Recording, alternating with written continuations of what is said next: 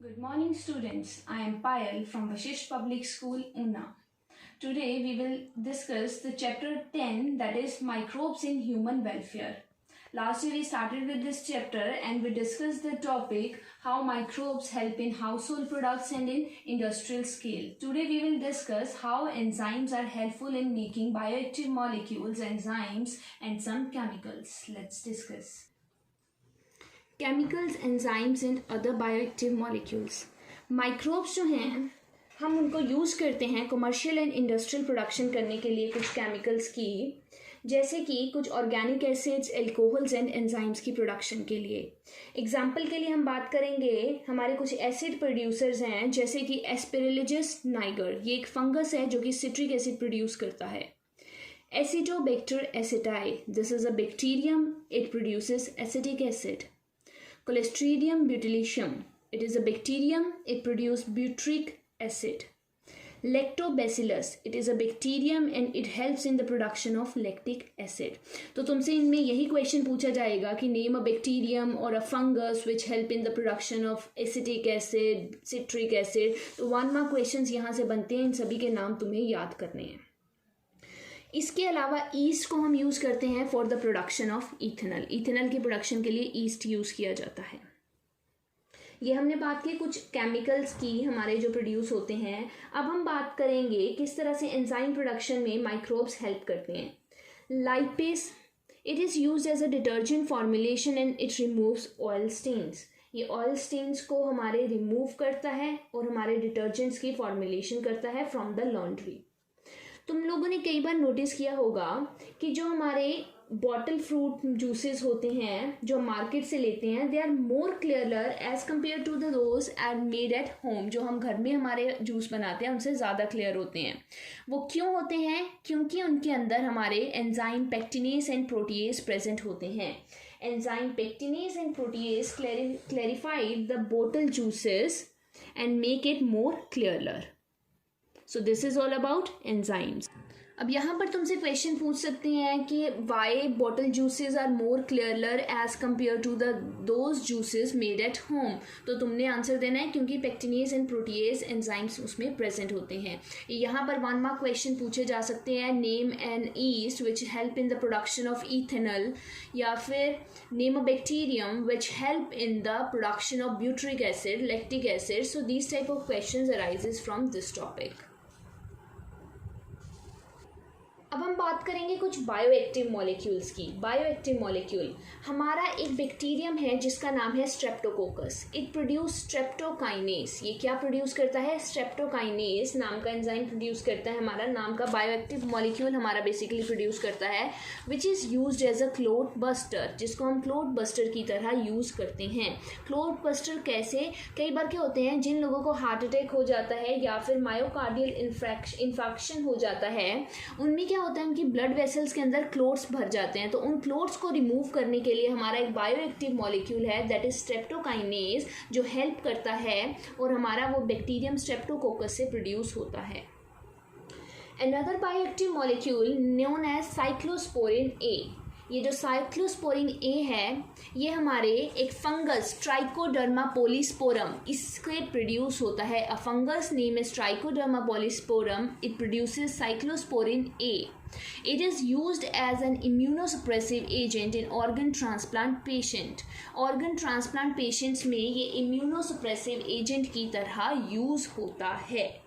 सो तुमसे ऐसे क्वेश्चन पूछे जाएंगे, name a fungus which help in the production of a bioactive molecule which is used as a immunosuppressant agent, या फिर पूछा जा सकता है name a bioactive molecule and its source which help in removing clots. तो इस type के question यहाँ पे अराइजेज होते हैं। इसके अलावा हमारा एक ईस्ट है जिसका नाम है मोनेस्कस परप्यूरस। ये जो मोनेस्कस परप्यूरस है ये प्रोड्यूस करता है स्टैटिन नाम का bioactive molecule which help in blood cholesterol lowering agent, जो कि हमारा ब्लड कोलेस्ट्रॉल को लोअर करने वाला एजेंट है स्टैटिन, जो कि ऑब्टेन होता है ईस्ट मोनेस्कस परप्यूरस से। ये जो ईस्ट है हमारा जो स्टैटिन प्रोड्यूस करता है, ये स्टैटिन जो है हमारा एक कॉम्पिटिटिवली इनहिबिटिंग एजेंट की तरह भी एक्ट करता है। ये क्या करता है, हमारा जो एंजाइम हमारे कोलेस्ट्रॉल का सिंथेसिस कर रहा है, द एंजाइम विच इज़ हम responsible for synthesis of cholesterol, ये उसके साथ कॉम्पिटिटिवली हमारा फाइट करता है और उसको, उस एंजाइम को इनहिबिट कर देता है और ब्लड कोलेस्ट्रॉल को हमारे कम कर देता है। तो ब्लड कोलेस्ट्रॉल को कम करने में हमारा ये ईस्ट हेल्प करता है by producing statin. So this was all about how microbes help in making enzymes, या फिर हमारे बायोएक्टिव मॉलिक्यूल्स की फॉर्मेशन में कैसे हमारे माइक्रोब्स हेल्प कर रहे हैं, कैसे ब्लड कोलेस्ट्रॉल लेवल को उन्होंने कम करने में हेल्प की, हमारे हार्ट अटैक की प्रॉब्लम को सॉल्व की। तो इस तरह से तुम्हें उनके एंजाइम्स के नाम और उनके सोर्सेज को तुम्हें याद करना है और वो क्या फंक्शन परफॉर्म करते हैं, that you will have to learn. So this topic and next topic is microbes in sewage treatment. In sewage treatment, तो तुम लोगों को पता है कि डेली एवरी डे क्या होता है, सिटीज़ एंड टाउन्स में large quantity of waste water हमारा प्रोड्यूस होता है और मेजर कंपोनेंट इस वेस्ट वाटर का क्या है, ह्यूमन एक्सक्रीट है। ह्यूमंस जो भी एक्सक्रीट करते हैं वो हमारा सीवेज बनाने में हेल्प करता है। So municipal waste water is sewage, और इस सीवेज के अंदर large amount of organic matter and microbes present होते हैं दैट आर ऑल्सो पैथोजेनिक, जो कि पैथोजेनिक भी हमारे होते हैं। अब क्या किया जाता है इस वेस्ट के साथ, क्या इसको डेली डिस्पोज कर दिया जाता है या इनकी ट्रीटमेंट की जाती है? तो इन वेस्ट को डायरेक्टली हमारे नेचुरल वाटर बॉडीज जैसे रिवर्स एंड स्ट्रीम्स में डायरेक्टली डिस्चार्ज नहीं किया जाता है। ऐसा इसलिए किया जाता है ताकि हमारा वाटर पोल्यूशन ना हो।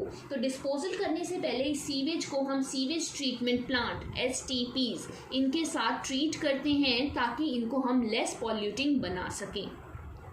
ट्रीटमेंट जो वेस्ट वाटर की करी जाती है that is done by heterotrophic microbes naturally present in the sewage. Sewage के अंदर कुछ हीटरोट्रॉपिक माइक्रोब्स नेचुरली प्रेजेंट होते हैं, वो हमारे सीवेज की ट्रीटमेंट में हेल्प करते हैं। So it is carried out by two steps या two stages, that is primary treatment and secondary treatment. So firstly we will discuss primary treatment. Primary treatment में हमारे क्या होता है, this treatment step basically involve physical removal of particles. हम इसमें physically remove करते हैं पार्टिकल्स को। वो पार्टिकल्स हमारे लार्ज भी हो सकते हैं, हमारे स्मॉल भी हो सकते हैं, और वो सीवेज में ही प्रेजेंट होते हैं और उनको हम फिल्ट्रेशन या सेडिमेंटेशन करके रिमूव कर सकते हैं। फिल्ट्रेशन में हम क्या करते हैं, फिल्ट्रेशन में हम जो हमारा जो भी सीवेज है, जो भी गंद है, जो हमारी फ्लोटिंग डेब्रीज होती हैं, उनको हम रिमूव करेंगे। So filtration remove floating debris. Sedimentation हमारा क्या करता है, it remove soil and small pebbles. ठीक है, तो जो भी सॉइल और स्मॉल पबल्स होंगे उनको हम सेडिमेंटेशन से रिमूव कर देंगे।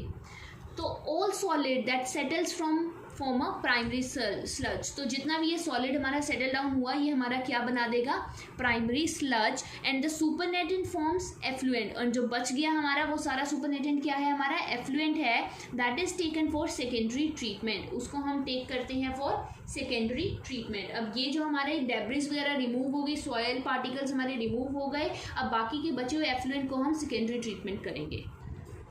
सेकेंडरी ट्रीटमेंट और biological treatment. So the primary effluent is passed into large aeration tanks. अब जो हमारा primary effluent बना उसको हम large aeration tanks में डालेंगे, where it is constantly agitated mechanically and air is pumped into it. उसमें हम क्या करेंगे, constantly उसमें mechanically agitate करेंगे हम और air को pump करेंगे। एयर को हम क्यों पंप कर रहे हैं, इसका रीज़न ये है कि अगर हम एयर डालेंगे तो ऑक्सीजन उसके थ्रू जाएगी and it allows growth of useful aerobic microbes into flocs. ये क्या करेंगे, वहाँ पर उस सीवेज के अंदर जितने भी हमारे एरोबिक माइक्रोब्स प्रेजेंट हैं उनकी ग्रोथ में हमारे हेल्प करेंगे और उनकी ग्रोथ से हमारे क्या बन जाएंगे, फ्लॉक्स। फ्लॉक्स क्या होते हैं हमारे, flocs are the masses of bacteria associated with fungal filaments to form mesh-like structure। ये क्या होते हैं, हमारे मासेस होते हैं बैक्टीरियाज के जो कि फंगल फिलामेंट के साथ एसोसिएट होते हैं और एक मैश लाइक स्ट्रक्चर्स हमारे बना देते हैं। अब हमने एयर पंप की ताकि हमारे एरोबिक माइक्रोब्स की ग्रोथ हो सके। इसका रीज़न हमारा क्या है, इसका रीज़न ये है हमारा कि ये जो एरोबिक माइक्रोब्स होंगे वो सारे के सारा हमारा ऑर्गेनिक मैटर जो एफ्लुएंट में प्रेजेंट होगा उसको कंज्यूम कर लेंगे। Microbes consume major organic matter in effluent. अब देखो सारा का सारा ऑर्गेनिक मैटर हमारे माइक्रोब्स ने क्या कर लिया, कंज्यूम कर लिया, जिसकी वजह से क्या होगा, अब हमें एरोबिक माइक्रोब्स को ज़्यादा ऑक्सीजन या एयर पंप करने की ज़रूरत नहीं पड़ेगी। उसकी वजह से हमारी BOD biochemical oxygen demand reduce हो जाएगी। एरोबिक बैक्टीरियाज ने, माइक्रोब्स ने हमारे ऑर्गेनिक मैटर को कंज्यूम कर लिया and it reduces BOD। BOD क्या होती है हमारी? BOD refers to the amount of oxygen that would be consumed if all the organic matter in 1 litre of water were oxidised by bacteria. BOD हमारी वो oxygen की demand होती है जिसकी हमें तब ज़रूरत होती है जब हमारे इन माइक्रोब्स ने सारे के सारे ऑर्गेनिक मैटर्स को कंज्यूम करना है। जितना भी 1 लीटर वाटर में ऑर्गेनिक मैटर है उसको कंज्यूम करने के लिए जितनी ऑक्सीजन की ज़रूरत हमें पड़ती है या बैक्टीरियाज को पड़ती है उसको बोला जाता है बायोकेमिकल ऑक्सीजन डिमांड। तो हमारी अब ऑक्सीजन की डिमांड क्या हो गई, कम हो गई। हम तब तक sewage water treated till BOD reduces, तब तक हम ट्रीट करते रहेंगे जब तक कि हमारी BOD रिड्यूस नहीं हो जाती। BOD is actually a measure of organic matter in water. Water को हमारे वाटर के अंदर जितना ऑर्गेनिक मैटर है उसका मेजर कौन करता है, हमारा BOD। जितनी ज़्यादा हमारी BOD हमारी बढ़ेगी उतना ही ज़्यादा पोल्यूटिंग हमारा सीवेज होगा। तो जैसे ही हमारी BOD कम होनी स्टार्ट हो गई, इट मीन्स हमारा सीवेज ट्रीट हो रहा है, उसकी ऑक्सीजन की डिमांड कम हो रही है, ऑर्गेनिक मैटर सारा कंज्यूम हो रहा है। तो once BOD reduce, effluent pass to settling tank. And जब एक बार हमारा क्या हो गया, BOD कम हो गई, अब क्या होगा, एफ्लुएंट को हम पास करेंगे सेटलिंग, जो बच गया हमारा एफ्लुएंट है उसको हम सेटलिंग टैंक्स में भेज देंगे और फ्लोक्स को हम सेडिमेंट होने देंगे। This sediment is called as activated sludge. इस सेडिमेंट को हम क्या बोलते हैं, एक्टिवेटेड स्लज। इस एक्टिवेटेड स्लज का small part pump back into aeration tank, जो हमारे बड़े बड़े एरिएशन टैंक जिसके अंदर हमने प्राइमरी एफ्लुएंट डाला था उसके अंदर हम बचा हुआ थोड़ा बहुत सेडिमेंट का स्मॉल पार्ट पंप कर देंगे। पंप क्यों करेंगे, क्योंकि वहाँ वो इनऑक्यूलेंट की तरह एक्ट करेगा कि नेक्स्ट टाइम जब हमारा सीवेज उसके अंदर आएगा तो वहाँ पे ऑलरेडी कुछ बैक्टीरियाज प्रेजेंट होंगे उस सीवेज को डाइजेस्ट करने के लिए। बाकी का remaining into large tank, remaining बचे हुए को हम लार्ज टैंक्स में भेज देते हैं और वहाँ पर एनएरोबिक स्लज डाइजेस्टर होते हैं। पहले हमने बोला एरोबिक डाइजेस्टर हैं, अब इन लार्ज टैंक्स के अंदर एनएरोबिक स्लज डाइजेस्टर्स हमारे प्रेजेंट होंगे। यहाँ हमारे कुछ other bacteria that are anaerobic bacteria present होंगे that will digest bacteria and fungi in sludge. जो स्लज के अंदर हमारे बचे हुए बैक्टीरिया एंड फंजाई हैं उनको ये बैक्टीरियाज हमारे क्या कर देंगे, डाइजेस्ट कर देंगे। इस डाइजेशन के टाइम पर बैक्टीरिया जो हैं प्रोड्यूस करते हैं बहुत सारे मिक्सचर ऑफ गैसेस, जैसे कि methane, hydrogen sulphide, carbon dioxide. ये गैसेस मिलकर हमारी क्या बनाती हैं, बायोगैस, जिसको हम सोर्स ऑफ एनर्जी की तरह बाद में यूज़ कर सकते हैं। अब जो एफ्लुएंट हमारा सेकेंडरी ट्रीटमेंट से बचा, जनरेट हुआ, उसको हम रिलीज़ कर देंगे नेचुरल वाटर बॉडीज़ में, जैसे रिवर्स में एंड स्ट्रीम्स में। अब तुमने देखा होगा किस तरह से माइक्रोब्स ने कितना मेजर रोल प्ले किया हमारे वेस्ट वाटर को डाइजेस्ट करने के लिए, सीवेज ट्रीटमेंट करने के लिए। तो ये बहुत सारी सेंचुरीज से चलती आ रही है मेथडोलॉजी और इसको ऑल पार्ट ऑफ वर्ल्ड में हमारे किया जा रहा है। तो अभी तक कोई भी मैनमेड टेक्नोलॉजी नहीं आई है जो कि इस ट्रीटमेंट प्लांट को इसके अगेंस्ट हमारे वर्क कर सके। तो तुम लोगों ने अब इसके अलावा ये भी सुना होगा कि जैसे जैसे अर्बनाइजेशन बढ़ रही है, सीवेज जो है बहुत ज़्यादा लार्ज क्वांटिटी में प्रोड्यूस हो रहा है। तो बहुत सारे सीवेज ट्रीटमेंट प्लांट्स जो हैं आज के टाइम में लगाए गए हैं लार्ज क्वांटिटीज़ में, ताकि वो इस सीवेज को ट्रीट कर सकें और उससे पोल्यूशन हमारा कम हो सके और वाटर बोर्न डिसीजेस भी हमें कम लग सके। So the Ministry of Environment and Forest has initiated Ganga Action Plan and Yamuna Action Plan। ये उन्होंने चलाया है ताकि हमारी मेजर रिवर्स जो हैं उनको पोल्यूटेड होने से ये बचा सके। Under these plans, it is proposed to build a large number of sewage treatment plants so that only treated sewage may be discharged in the rivers. तो कहते हैं इस प्लान के अकॉर्डिंग बहुत सारे सीवेज ट्रीटमेंट प्लांट्स हमारे लगाए गए हैं ताकि हमारा सीवेज जो है उसको हम रिवर्स के अंदर डायरेक्टली डिस्चार्ज करने से पहले ट्रीटमेंट प्लांट से उसका ट्रीटमेंट करें. तो हम अपना एक्सपीरियंस अगर हम देखना चाहते हैं तो हम एक सीवेज प्लांट में जाकर देख सकते हैं कि किस तरह से कहाँ वो लगा है और कैसे वो हेल्पफुल होता है. तो ये सारा हमारा था सीवेज ट्रीटमेंट प्लांट के बारे में, जिसमें हमने पढ़ा किस तरह से सीवेज की ट्रीटमेंट की जाती है उनको रिवर्स एंड बॉडीज़ में, अदर बॉडीज़ में डिस्चार्ज करने के लिए, वाटर बॉडीज़ में डिस्चार्ज करने के लिए. So this was all about today's lecture. Thank you.